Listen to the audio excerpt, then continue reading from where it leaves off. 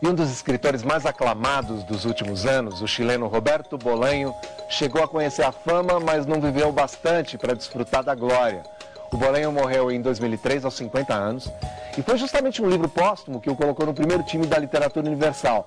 Com 1000 páginas, o romance 266, que eu tenho aqui, vou mostrar para vocês depois, foi lançado em 2009.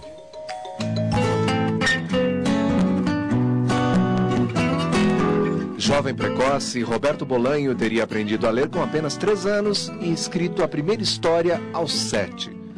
Viveu no Chile até a adolescência, quando se mudou para o México com a família e começou a trabalhar como jornalista. Adorava ler, era rato de livraria e não resistia à tentação de furtar livros. Militava na esquerda e por isso resolveu voltar para Santiago em 1973, onde foi preso logo após o golpe militar que derrubou o governo socialista de Salvador Allende.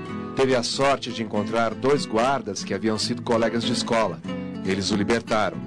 4 anos depois, troca o Chile pela Espanha, onde viveu até a morte de insuficiência hepática. O Roberto Bolanho é o representante de uma geração que durante os anos de regimes militares latino-americanos, sul-americanos sobretudo, não teve expressão, não teve nem lugar no mercado profissional, seja literário, seja jornalístico, ou seja qualquer um. Assim como havia muitos clandestinos na vida política dos países sul-americanos e latino-americanos, ele também viveu numa espécie de clandestinidade literária.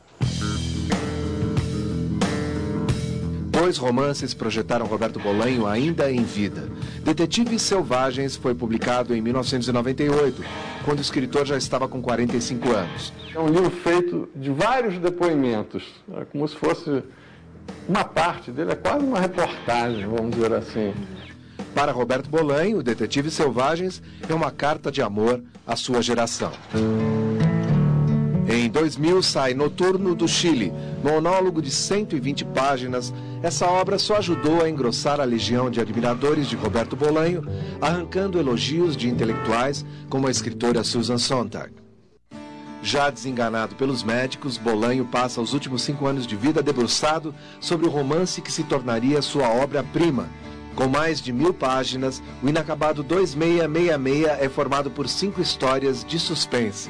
Esse livro colocou o escritor chileno no patamar de gênios como Marcel Proust, Gabriel Garcia Marques e até Miguel de Cervantes. Grande parte da fama internacional do Bolanho, principalmente fora do mundo de fala hispânica, de fala espanhola, se deve à penetração dele no mercado editorial norte-americano. O Brasil demorou para conhecer Roberto Bolanho. Aqui ele só passou a ser publicado depois de morto. Um dos mais recentes lançamentos em português é O Terceiro Reich, um dos vários romances de Bolanho descobertos póstumamente entre os arquivos dele. Além das obras que ele publicou em vida, ele deixou uma espécie de baú da onde vão sendo tiradas obras inéditas, né? Apesar de toda a repercussão dos romances de Roberto Bolanho, ele próprio se considerava, na essência, um poeta. Eu sempre he admirado as vidas de los poetas, essas vidas tão desmesuradas, tan arriesgadas. Y en ese sentido, tal vez, solo tal vez, ese amor mío por la poesía y por los poetas se refleja de alguna manera en algunos de mis libros. Yo no creo que en todos.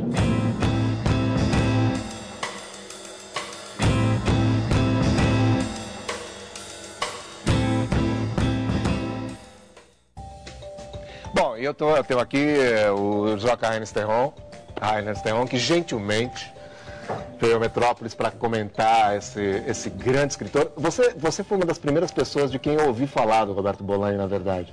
E você é fã, né, Joca? Sou, e deveria ter me candidato a agente literário dele, né? Porque acho que eu fui um dos primeiros a ler Bolanho no Brasil, então sempre me chamam para falar do Bolanho. Ah, você é um bolanhista. É um bolanhista, um boianlólogo. Boianlólogo. Mas você não está sozinho, né? Porque o mundo está cheio de agentes e está cheio de pessoas interessadas no Bolanho. É verdade. É um fenômeno real, né? É um fenômeno real. E acho que também... Bem, ele foi crescendo aos poucos, né? Primeiro surgiu na Espanha, começou a repercutir, mas ele não vendia várias edições dos seus primeiros livros. Aliás, ele começou a escrever muito tarde, né? Parece que ele começou a publicar depois dos 40 anos. Ele escrevia desde os 7 anos, segundo o que a gente viu. E escreveu poesia a juventude toda e publicou esporadicamente e tal.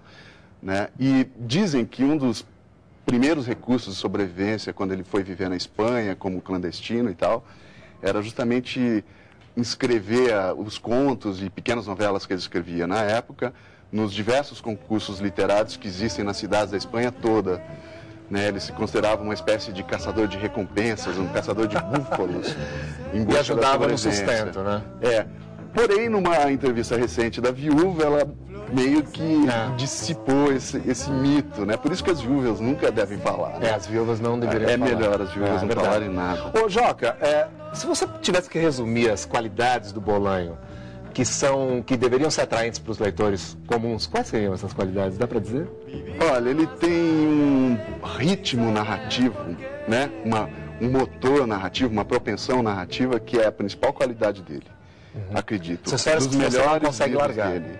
Exato. Ele acaba primeiro ele consegue, assim como outros grandes autores contemporâneos dele, como Paul Auster, como o japonês Haruki Murakami, como sei lá, diversos outros, de alguma forma eles liquidificaram algumas regras do romance policial, do livro de suspense, e adequaram a uma obra literária isso. Ou seja, ele consegue criar ganchos narrativos e impor um ritmo ao texto que exige que o leitor vá até o final.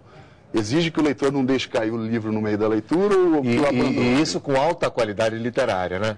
Com uma qualidade com uso de imagens, com uso de metáfora, com uso de figuras de linguagem. Que belo título, né, Joca? Os Detetives Selvagens. Os títulos deles são lindíssimos sempre, né? Eu ouvi nesse documentário que a gente mostrou cenas do documentário da TV espanhola, mas o 2, que a gente chama de 2666, eles chamam de 2666. Esse livro, diz a viúva na entrevista a que você se referiu, ele na verdade seria um conjunto de pequenos livros, né, a serem soltos assim ao longo dos anos, meio para ajudar também no sustento dos herdeiros, né? Diz a lenda que o Bolanho não era lá muito versado em assuntos práticos, né? Então o livro é dividido em 5 partes e ele queria que fossem publicados 5 livros, porque imaginava que receberia um adiantamento para cada um dos livros, ou seja, 5 adiantamentos, e que isso seria suficiente para ajudar os filhos no pós-mortem dele. Porém, ele não imaginava que ele poderia vender um grande livro por uma soma superior a desses 5, né? E esse foi o que acabou acontecendo. Exatamente, o 2666 foi cercado de uma expectativa gigante, não é? Sim, criado pelo mercado, pelo marketing. Exato, foi um fenômeno literário que se construiu. Afinal de contas, não existe milagre quando se fala de literatura. Exatamente, mas foi um fenômeno literário que se construiu e quando o livro foi lançado, ele foi bem recebido. Foi muito bem recebido porque merece, é uma obra-prima, apesar de inacabado. O Ignacio Echevarria, que foi uma espécie de testamenteiro, amigo pessoal dele, crítico literário espanhol, afirma no Pequeno Pós-Fácil que o livro está muito próximo do que ele deixaria, do que seria a sua versão realmente final, né? E eles apenas mexeram em alguns vícios já conhecidos, porque foi a mesma editora espanhola, a Anagrama, que publicou todos os livros do Bolanho, e eles já conheciam as manias, já sabiam mais ou menos para onde ele ia. Os tiques, né? E deram alguma... Mas o livro merece, né? Apesar de toda a operação de marketing que existe atrás dele, ele merece. O Bolanho tem um apelo muito grande, né? A figura do Bolanho. Ele, além de ter morrido aos 50 anos, muito jovem, meio no ápice da criação, esse livro mostra bem isso. Aos 50 anos de idade. Aos 50, e ele tem uma coisa uma vida meio lendária, né? Essa coisa de ter voltado para o Chile em pleno golpe militar e de ter escapado da prisão graças à ajuda de 2 ex-colegas estaquenos soldados. Infância, né? O fato de ter sido, como você me disse, vendedor de bijuterias na cidade que ele escolheu para morar no interior da Espanha. Em Blanes, na costa brava espanhola. Essa mania de concorrer, de fazer parte dos concursos literários para conseguir um dinheiro, de ter se cercado de amigos hiper vanguardistas no México, quando morou lá, e ter criado uma lenda própria ali na região, como eles eram super agressivos, né? É verdade. Entram numa palestra do Otávio Paz e ficam chamando o Otávio Paz de idiota e coisas do tipo, né? Essa coisa maravilhosa que existe do mundo do Bolanho, que ele conseguiu transpor da vida dele, que é uma crença absoluta no poder da literatura, ou na importância da literatura, como se, por exemplo, escrever poesia fosse a coisa mais importante do mundo ou que poderia realmente mudar o mundo, não é? Então, essa crença, às vezes ingênua e totalmente entregue, uma coisa que soa verdadeira, né?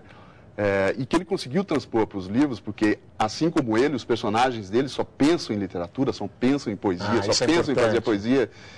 Eu acho que isso tem um valor monstruoso na obra dele. E é um valor muito raro hoje em dia na literatura. Você acha que ele é um escritor para escritores? Ou ele rompe esse patamar e atinge um número maior de pessoas? Tirando a lenda literária, tirando tudo que se construiu ao redor dele. Pois é, parece que antes do Bolanho se acreditava que todo escritor que escreve sobre escritores, ou seja, que usa um escritor como personagem, parece que depois dele caiu por terra esse mito de que só pode atingir um outro escritor, se você escrever sobre escritores. Parece que não. E também a cada vez maior a popularidade do Henrique Villa-Matas, amigo do Bolanho, que é outro escritor que também adora explorar o universo da literatura como espaço de construção, né? Também bota isso em questão. Acho que não, aparentemente não. Embora ele trata de outros dramas, né, cara? Claro. A morte. Na realidade, são os motes básicos da literatura. É morte, o amor, o sexo, né? Ele trata de temas universais e faz isso com primor. Sim. E aí o apelo é grande, né? Para o leitor comum. Então é altamente recomendável. Exato. Ô, Joca, e aí, fechando esse assunto, quero saber de você. Você está escrevendo o que exatamente agora? Bem, exatamente agora, eu estou sempre escrevendo muitas coisas. Aliás, uma lição do Bolanho, né?